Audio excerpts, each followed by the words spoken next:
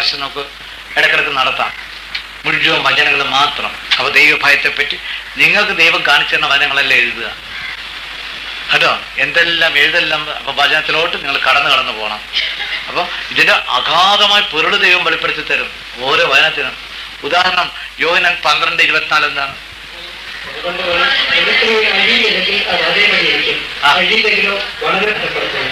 അങ്ങനെ അഴിയാതിരുന്നാലോ? ഇപ്പൊ 5 കൊല്ലത്തിൽ അല്ലെങ്കിൽ 4 കൊല്ലമായി ഇവിടെ വന്നിട്ട് അഴിയാതെ ഇപ്പോഴും ഇരുന്നാലോ? കണ്ടോ?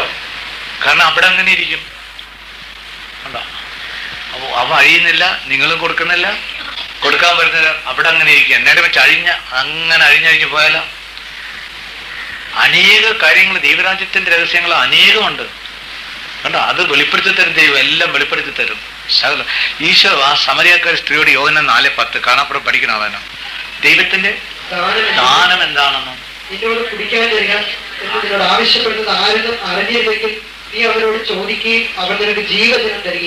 കണ്ടോ. അപ്പൊ ഈ വചനത്തിന് ഭയങ്കര തീഷ്ണത വേണം നമ്മുടെ ടീമിന്.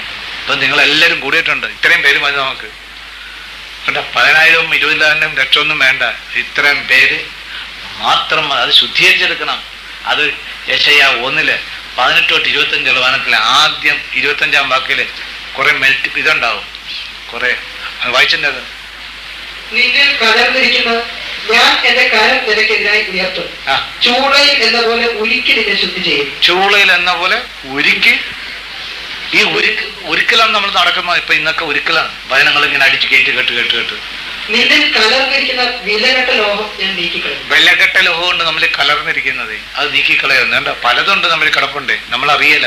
വചനം കേട്ട് വരുമ്പോഴാണ് ഞാൻ അന്ന് പോയിട്ട് അവിടെ ഒരു ഹോമം ചെയ്തിട്ടുണ്ട്, അതിൽ പോയിരുന്നു പങ്കെടുത്തിട്ടുണ്ട് കണ്ടോ. പിന്നെ വേണ്ടാത്ത അപ്പോഴാണ് ഓരുന്ന അപ്പൊ അതൊന്ന് ബന്ധിച്ച് പ്രാർത്ഥിക്കും. അമ്മ ഒന്നുകൂടി റിലീസായി കണ്ടോ.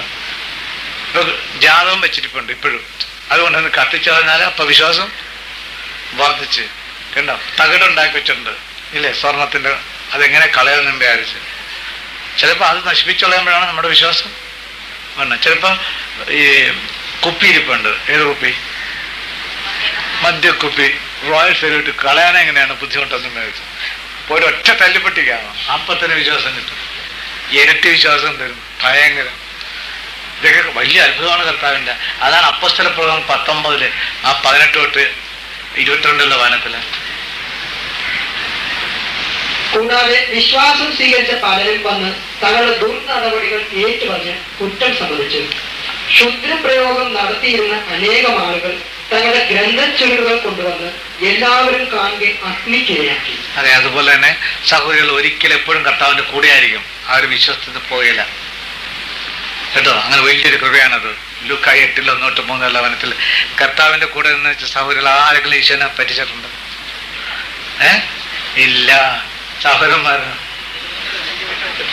അതാണ് എന്താ, അതൊരു സത്യമാണ്. വിശ്വസിക്കുക കേട്ടോ.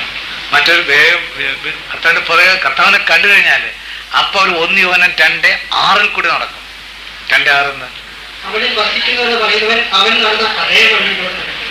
അവൻ നടന്നോ അപ്പൊ ഇടുന്ന സഹിക്കണോ? തുപ്പ് മേടിച്ച കർത്താവ് മേടിച്ചോ? യെശയ്യാ 53 7-10 ഒന്ന് വായിച്ചിട്ടുണ്ട്.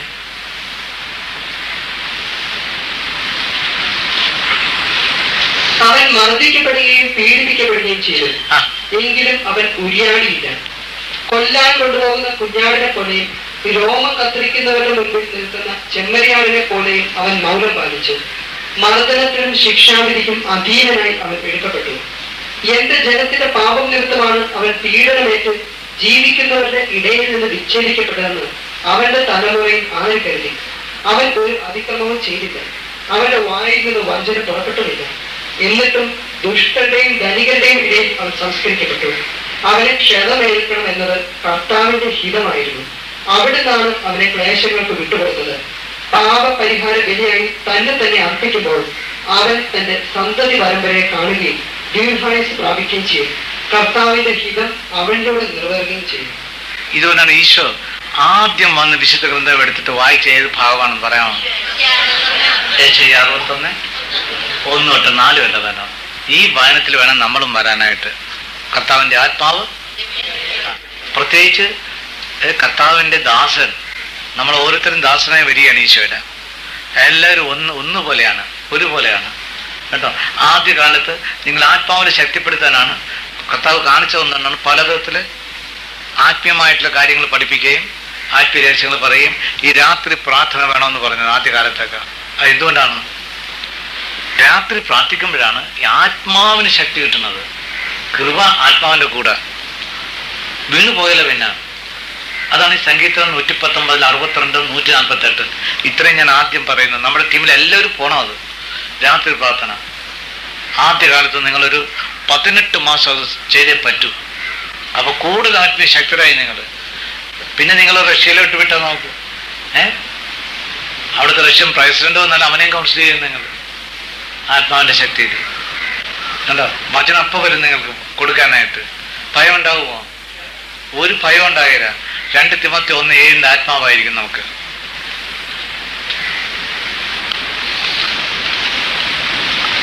അപ്പൊ അതുകൊണ്ട് ആ കർത്താവിൻ്റെ ദാസന്റെ വചനം യെശയ്യാ 42 1 തൊട്ട് 9 വചനവും യെശയ്യാ 49 1 തൊട്ട് 7 വചനവും യെശയ്യാ 50 4 തൊട്ട് 11 വചനവും യെശയ്യാ 52 13 തൊട്ട് 15 വചനവും കർത്താവിൻ്റെ ദാസൻ എന്നുള്ള നിലക്ക് ഈശോ എടുത്ത് ആദ്യം പറഞ്ഞു വചനം ഈ ജോയൽ 2 27, 28, 29 വാക്യത്തിൽ അവസാന നാളുകളിൽ നമ്മുടെ മേൽ ചൊരിയുന്ന ആത്മാവ്, ആ ആത്മാവാണ് ഈശോ നമുക്കിപ്പോൾ തരുന്നത്. അപ്പോൾ ഈ ആത്മാവ് നമ്മിലുള്ളപ്പോൾ ആ വചനത്തിൽ പറഞ്ഞ പോലെ നമ്മളും പ്രവർത്തിക്കണം. യെശയ്യാ പറഞ്ഞ ഈശോനെ പറ്റി ആണെങ്കിലും പിന്നീട് നമ്മളെപ്പറ്റി ഇപ്പം നമ്മുടെ അവസ്ഥ ആ അവസ്ഥയാണ്. അപ്പോൾ ആ ഉദാഹരണമായിട്ട് ആദ്യത്തെ ഒന്ന് വായിച്ചിട്ട് നമുക്ക് അവസാനിക്കാം. ആ 42 1 തൊട്ട് 9 വേണം. 42 1 തൊട്ട് 9 വേണം. ഇതാ ഞാൻ താങ്ങുന്ന എന്റെ ദാസൻ, ഞാൻ തെരഞ്ഞെടുത്ത എന്റെ പ്രീതിപാത്രം. ഞാൻ എന്റെ ആത്മാവിനെ അവന് നൽകി. അവൻ ജനതകൾക്ക് നീതി പ്രദാനം ചെയ്യും. അവൻ വിലപിക്കുകയോ സ്വരം ഉയർത്തുകയോ ഇല്ല. തെരുവീതിയിൽ ആ സ്വരം കേൾക്കുകയില്ല. ചതഞ്ഞ ഞാങ്ങ അവൻ മുറിക്കുകയില്ല. മങ്ങിയ തിരി കെടുത്തുകയില്ല. അവൻ വിശ്വസ്തയോടെ നീതി പുലർത്തും. ഭൂമിയിൽ നീതി സ്ഥാപിക്കുന്നത് വരെ അവൻ പരാജയപ്പെടുകയോ അധീരനാവുകയോ ഇല്ല. തീരദേശങ്ങളും അവന്റെ നിയമത്തിനായി കാത്തിരിക്കുന്നു. ആകാശത്തെ സൃഷ്ടിച്ച് വിരിച്ചു നിർത്തുകയും ഭൂമിയെയും അതിന്റെ വിഭവങ്ങളെയും വ്യാപിപ്പിക്കുകയും അതിലെ നിവാസികൾക്ക് ജീവൻ നൽകുകയും അതിൽ ചലിക്കുന്നവർക്ക് ആത്മാവിനെ നൽകുകയും ചെയ്യുന്ന ദൈവമായ കർത്താവ് അരുളി ചെയ്തു. ഞാനാണ് കർത്താവ്, ഞാൻ നിന്നെ നീതി സ്ഥാപിക്കാൻ വിളിച്ചു. ഞാൻ നിന്നെ കൈക്ക് പിടിച്ച് നടത്തി സംരക്ഷിച്ചു. അന്തർക്ക് കാഴ്ച ലഭിക്കുന്നതിനും തടവുകാരെ കാരാഗ്രഹത്തിൽ നിന്നും അന്ധകാരത്തിലിരിക്കുന്നവരെ ഇരുട്ടറയിൽ നിന്നും മോചിപ്പിക്കുന്നതിനും വേണ്ടി ഞാൻ നിന്നെ ജനത്തിന് ഉടമ്പടിയും ജനതകൾക്ക് പ്രകാശവുമായി നൽകിയിരിക്കുന്നു. ഞാനാണ് കർത്താവ്, അതാണ് എന്റെ നാമം. എന്റെ മഹത്വം ഞാൻ മറ്റാർക്കും നൽകുകയില്ല. എന്റെ സ്തുതി കൊത്തുവിഗ്രഹങ്ങൾക്ക് കൊടുക്കുകയുമില്ല.